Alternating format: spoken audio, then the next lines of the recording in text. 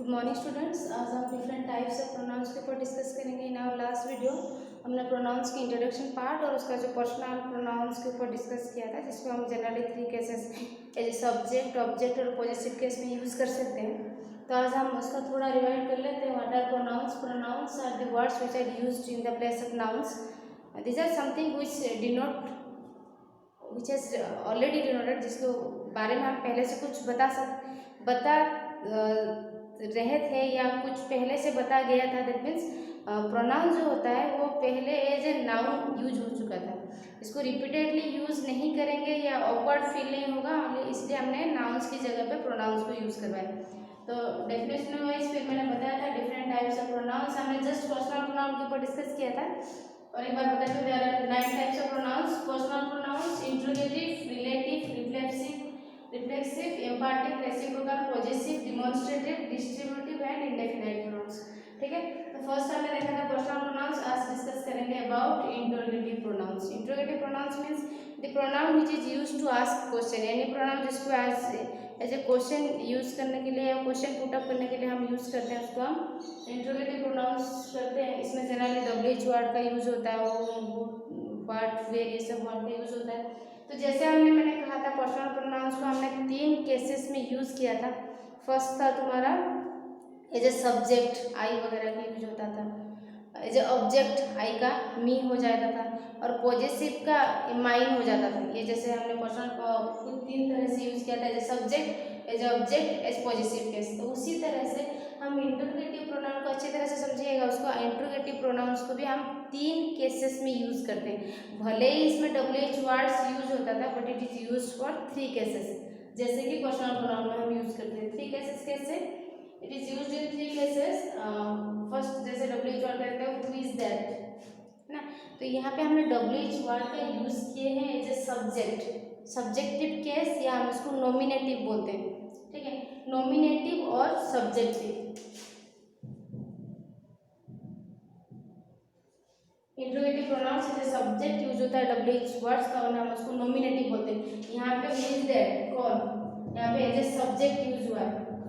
Second condition, whom do you refer, तुम किसको कह रहे हो या किसके बारे में कह रहे हो। ये जो रेफरेंस है किसके लिए, किसको है। ठीक है, तो यहाँ पे हम इसको ना एज ए ऑब्जेक्ट यूज किए हैं। इसको बोलते हैं एक्यूजेटिव।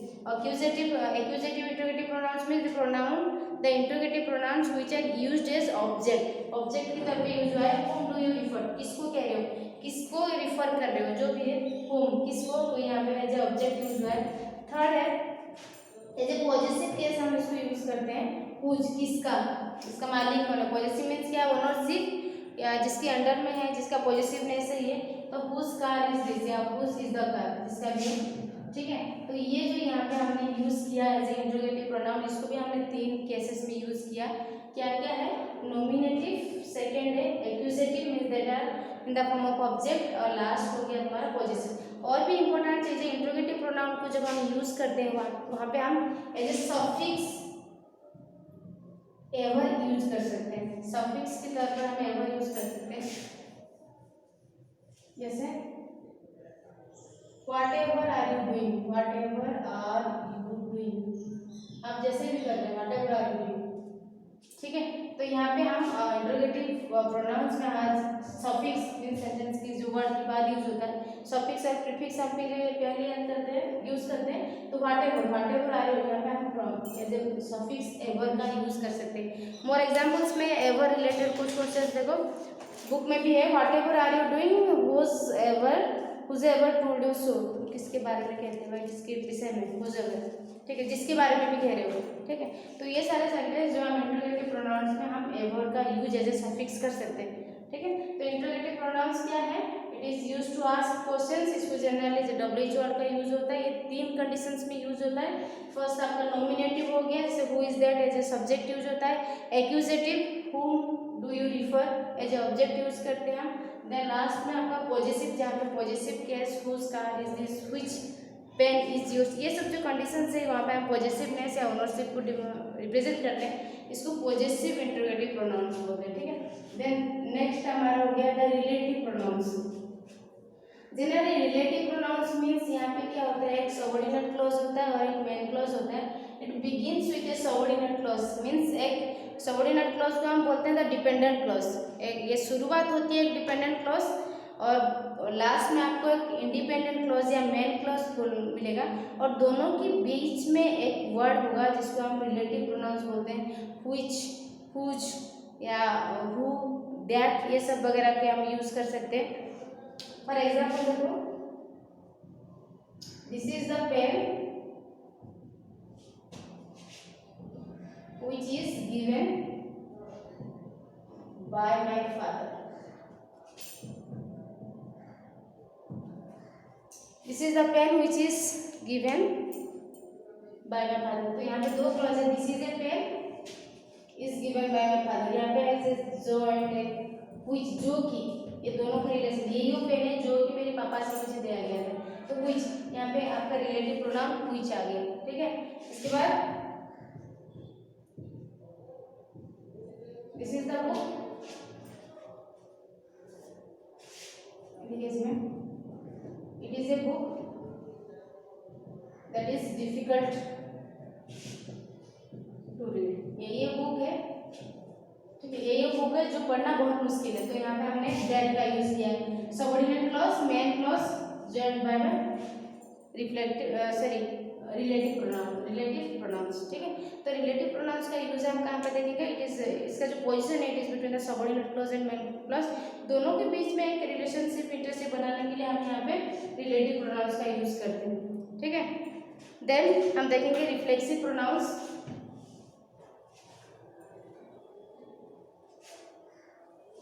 रिफ्लेक्सिव प्रोनाउंस क्या है? Reflexive pronounce the object of the sentence is the same of the subject. Object और सब्जेक्ट ये दोनों इक्वली होंगे।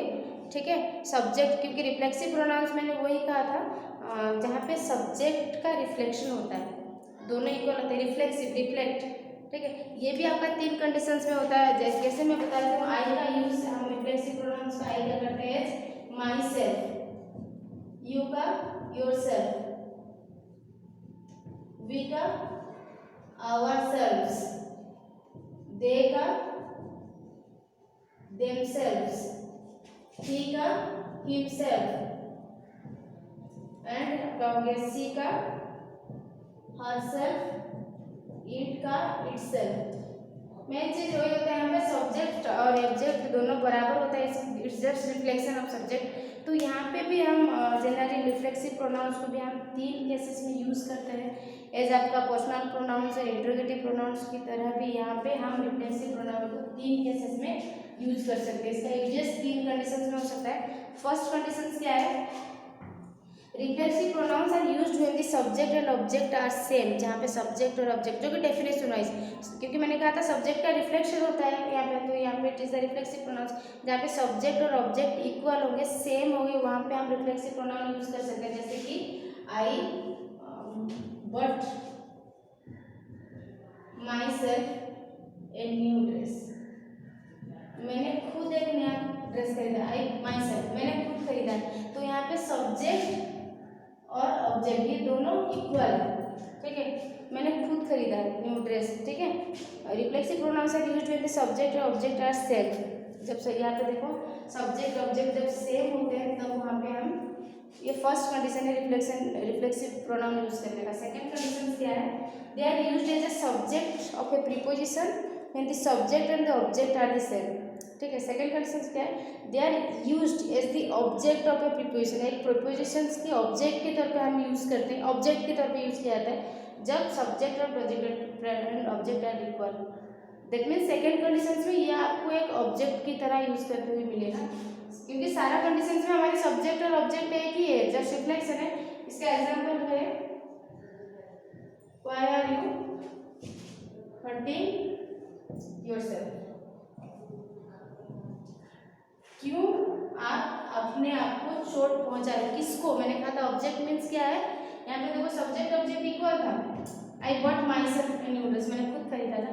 यहाँ पे देखो why are you hurting myself yourself, तुम अपने आप को क्यों चोट पहुंचा रहे हो, यहाँ पे सब्जेक्ट है, यहाँ पे ऑब्जेक्ट भी योरसेल्फ, किसको चोट पहुंचा रहे हो, तुम अपने आप को। तो यहाँ पे हमारी जो जनरली एज ए ऑब्जेक्ट का तरह हम यूज करते हैं, they are used as a object of a preposition, एक प्रीपोजिशन के ऑब्जेक्ट की तरह योरसेल्फ। ठीक है, देन थर्ड कंडीशन क्या है, they are used when you want to emphasize the subject. जब हम सब्जेक्ट को एम्फसाइज करते हैं या मीन्स सब्जेक्ट को ज़्यादा आपका प्रेफरेंस दिया जाता है, ज़्यादा प्रेफर किया जाता है, मतलब ये सब्जेक्ट के अलावा ये काम और कोई नहीं कर सकता, ठीक है। जैसे Mahatma Gandhi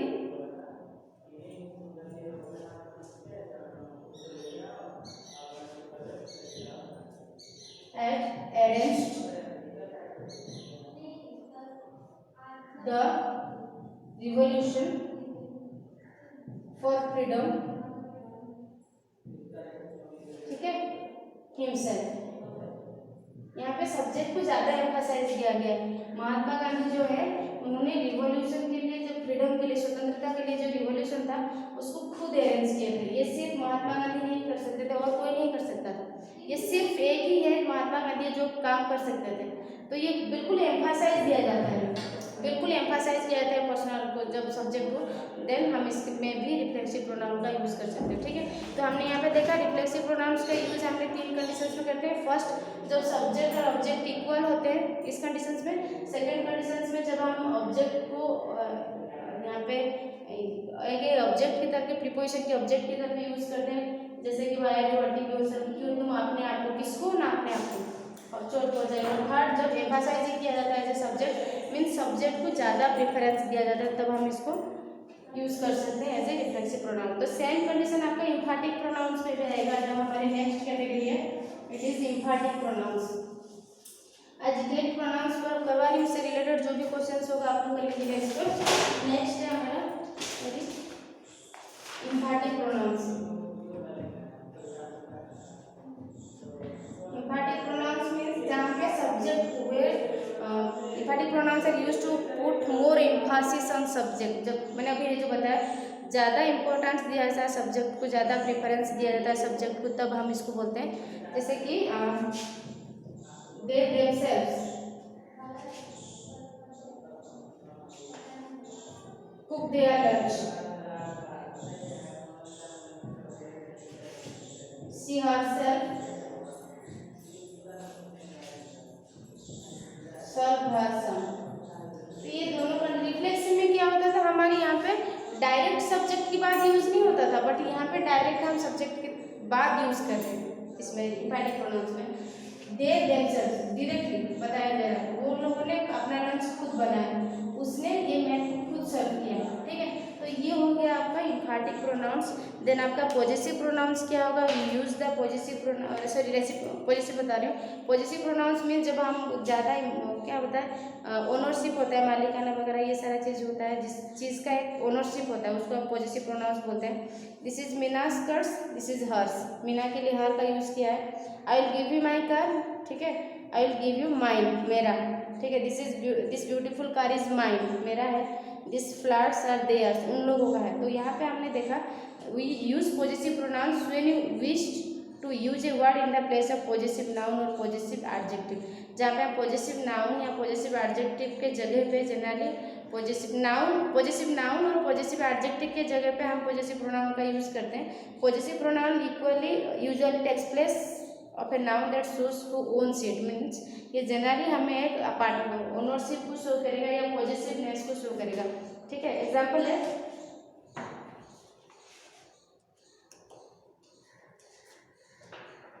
example positive pronouns का, आई विल गिव माई कार,